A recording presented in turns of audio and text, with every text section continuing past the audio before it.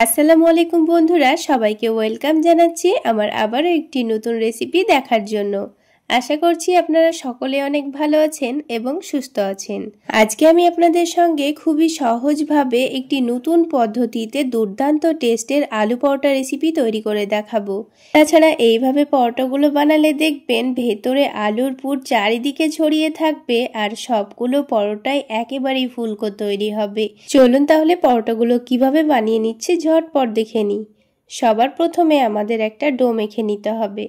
তার জন্য আমি এখানে প্রথমে 1 কাপ পরিমাণ আটা নিয়ে নিচ্ছি আর তার সাথেই 1 কাপ পরিমাণ ময়দা নিয়ে নিচ্ছি। আপনারা চাইলে পরোটাগুলো শুধুমাত্র আটা অথবা শুধুমাত্র ময়দা দিয়েও বানাতে পারেন।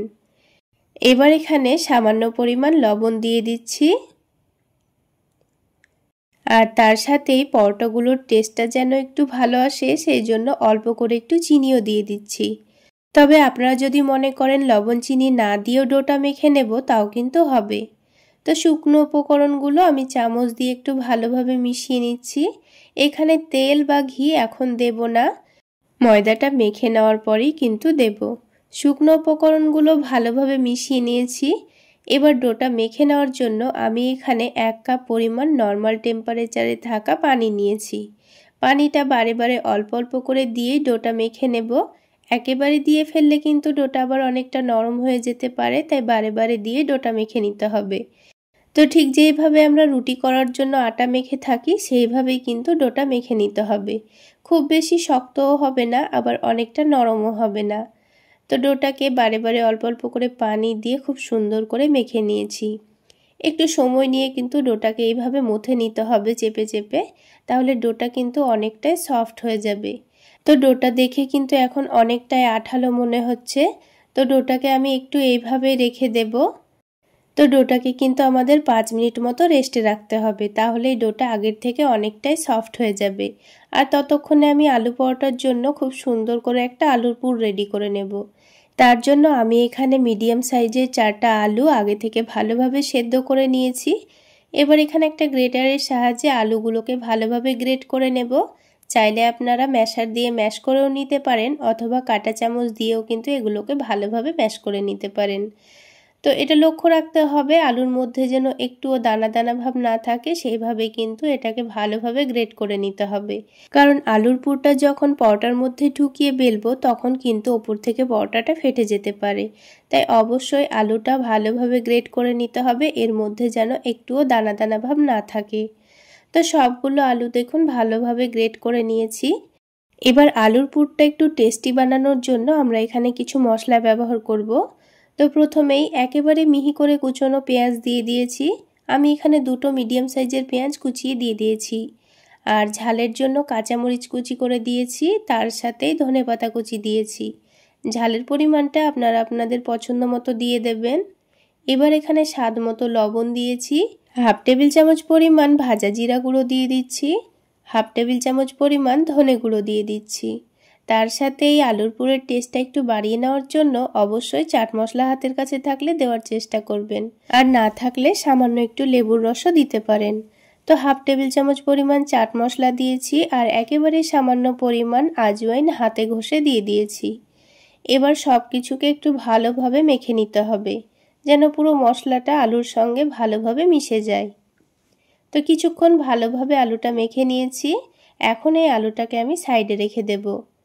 আর এইদিকে 5 মিনিট মতো হয়েও গেছে। এবার এই ডোটাকে আবার একটু ভালো করে মেখে সফট করে নেব। তার জন্য আমি এখানে 1/2 টেবিল চামচ পরিমাণ ঘি দিয়ে দিচ্ছি, তবে আপনারা চাইলে তেলও দিতে পারেন। ঘি দেওয়ার পরে ডোটাকে আবারও ভালোভাবে মেখে সফট করে নিতে হবে।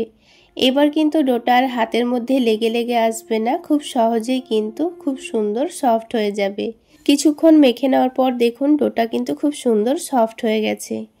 এবার এই ডোটা থেকে আমি কয়েকটা লেচি কেটে নিচ্ছি। তো আপনারা পরোটাগুলো যত বড় করে বানাতে চাচ্ছেন সেই অনুযায়ী লেচি কেটে নেবেন। তো আমি পরোটাগুলো একটু বড় বড় করে বানাবো, সেজন্য একটু বড় বড় করে লেচিগুলো কেটে নিয়েছি।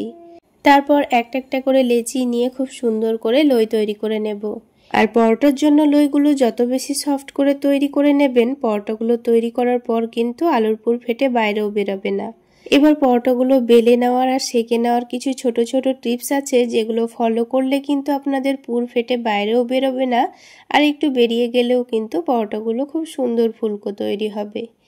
তো দেখুন আমি পরোটাটা বেলে নিচ্ছি, আর এই পরোটাগুলো কিন্তু মধ্যের জায়গাটা একটু মোটা রেখে চারিদিকটা একটু পাতলা করে বেলে নিতে হবে। তো দেখুন আমি চারিদিকটা একটু পাতলা আর মধ্যের জায়গাটা একটু মোটা করে বেলে নিয়েছি। পুরো পরোটাটা কিন্তু এখন পাতলা করে বেলিনি। এবার যে আলুর পুরটা আমি রেডি করে রেখেছিলাম, এখান থেকে একটু করে মিশ্রণটা নিয়ে মধ্যের জায়গায় রেখে দেব। যেহেতু আমি পরোটাগুলো চৌকো শেপে বেলে নেব, তাই কিন্তু এখানে এই পুরটাকেও চৌকো শেপে সাইজ করে নিতে হবে। তো হাত দিয়ে একটু ভালোভাবে ঠিক করে নিয়েছি। এবার 4টা ভাঁজ করে নিয়ে আলুর পুরটাকে ভালোভাবে ঢেকে দিতে হবে। আপনারা নিশ্চয়ই দেখে বুঝতে পারছেন আমি কাজটা কিভাবে করে নিচ্ছি। এবার যখন 4টা ভাঁজ দেওয়া হয়ে যাবে, তখন মধ্যের জায়গায় আস্তে আস্তে চাপ দিয়ে আলুর পুরটা চারিদিকে ছড়িয়ে দিতে হবে। এইভাবে প্রথমে বেলে না নিয়ে আস্তে আস্তে হাত দিয়ে চেপে দিলেই দেখবেন আলুর পুরটা পরোটার চারিদিকে খুব সুন্দরভাবে ছড়িয়ে গেছে। তারপর এটাকে আলতো হাতে বেলে নিতে হবে, তাহলে খুব সুন্দরভাবে ভেতরের আলুর পুরটা পুরো পরোটার চারিদিকে ছড়িয়ে থাকবে। এবার দেখুন ওপরে অল্প করে একটু ময়দা ছড়িয়ে দিয়ে আমি খুব সুন্দর করে আলতো হাতে পরোটাটা বেলে নিচ্ছি। আর দেখুন একটুও কিন্তু পুর ফেটে বাইরেও বেরোচ্ছে না। এইভাবে বেলে নিলে দেখবেন প্রত্যেকটা পরোটার চারিদিকে পুর ছড়িয়েও থাকবে, আর পরোটাগুলো খুব সুন্দর ফুলকোও তৈরি হবে। তো দেখুন একটা পরোটা কিন্তু আমাদের বেলে নেওয়া হয়ে গেল। আমার এই ছোট ছোট টিপসগুলো ফলো করে কেউ যদি একবার পরোটা তৈরি করেন, যারাও কোনোদিন পরোটা বানাননি তাদের পরোটাও কিন্তু 100% পারফেক্ট তৈরি হবে। তো দেখুন একটা পরোটা আমাদের রেডি করা হয়ে গেল। এবার আমি এই পরোটাটাকে আপনাদের ভেজে নিয়ে দেখিয়ে দিচ্ছি। আর ভাজতে কিন্তু খুব বেশি তেলেরও প্রয়োজন হয় না, সামান্য তেলে কিন্তু ভাজা হয়ে যায়। তো প্রথমে প্যানটাকে হালকা গরম করে নিয়ে পরোটাটা দিয়ে দিয়েছি। তারপর একদিকটা যখন হালকা ভাজা হবে তখন এটাকে উল্টে দিয়েছি।